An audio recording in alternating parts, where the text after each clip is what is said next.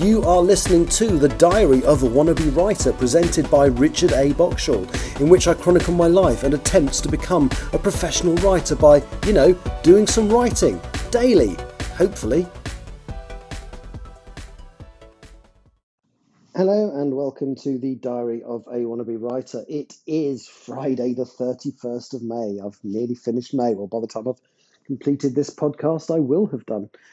There's not going to be an awful lot of writing talk in this because I haven't really done any. I've been working solidly since the last podcast. So I last did a pod of the morning that I flew to Beijing. If I'm going to be totally honest, I recorded that the night before because it's a long old day. So I left home at about 10 o'clock, got to work at about midday, reported for the flight at about 1:30. It was nearly 4 o'clock by the time we were due to be in the air. It's a long old flight, 10 odd hours to Beijing. And one of the things that I suppose had this flight playing on my mind more than most is that I was, or am, and did do the flight with a colleague of mine who's absolutely wonderful, who was a mutual really good friend of Penny, who died. God, it's 11 days ago now. It feels like a lifetime. It's so strange. But if I'm honest, I was a little bit nervous of catching up with this friend of mine because they were the person who had the unfortunate task of phoning me to tell me about what had happened to Penny. And as I said to them today, I'm so pleased that they did, because otherwise I would have found out 36 hours later via social media. And finding out what happened was horrible, but at least I found out in the right way, if that makes sense. And it wasn't an easy thing for her to do, to call me and let me know that. And it upset her to have to do it, but I'm so grateful because it's being told bad news is so much better if a human being says, look, I need to tell you something, than if you start just reading stuff on Facebook or whatever. So I kind of knew this was going to be not the easiest of flights for me because, I knew when I bumped into our mutual friend, when I saw her, I would have an emotional reaction to that. And I did. And I kind of warned her in advance. I actually said to her, look, I'd like to meet you before we go into the briefing because I am probably going to have a bit of an emotional response to that, outside the briefing room and not when we've officially started work. And she was cool with that. And I found out a few things about Penny. I'm not going to share them on here today that I didn't know, which just makes me wish even more I could have been there for her when what happened. But obviously you can't change the past, you can't go back, and you can't alter it. But I've actually had a lovely day today. So the actual flight was a joy. Worked with a wonderful team, just lovely crew, lovely customers.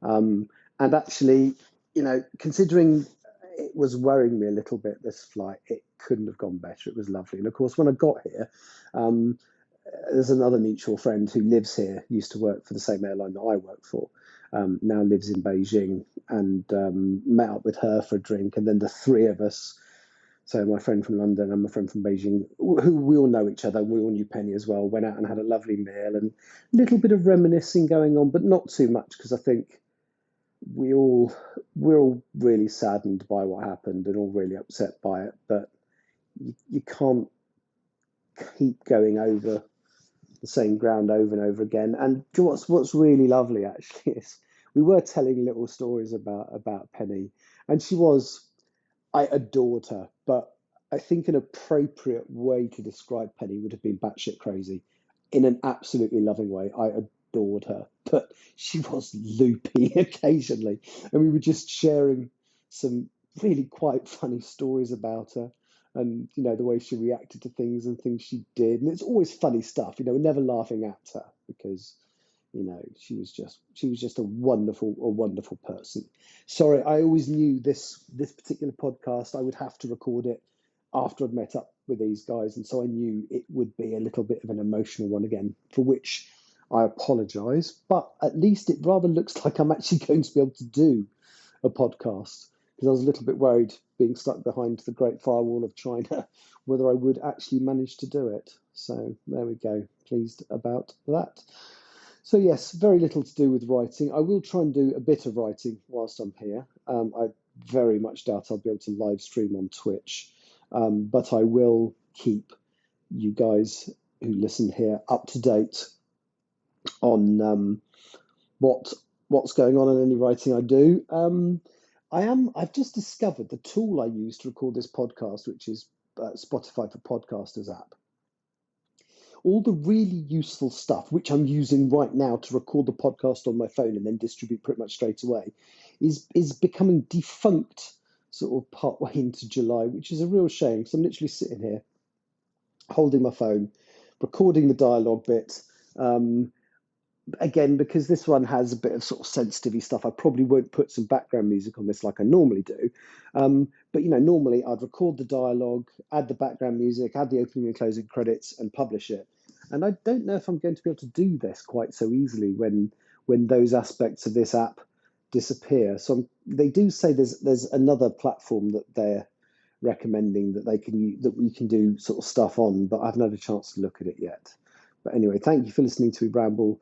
As I say, this is the diary of a wannabe writer, and today was definitely more diary than writer. But need to get out the system. Sorry. feel free to spin on, and hopefully tomorrow I'll talk a little bit about writing. Thank you for listening. Bye bye. You have been listening to The Diary of a Wannabe Writer, presented by Richard A. Boxall. Thank you for tuning in to my random ramblings, and if you'd like to know more about me or my projects, visit my link tree at linktr.ee/Richard Wright, capital R, capital W. Thank you for listening.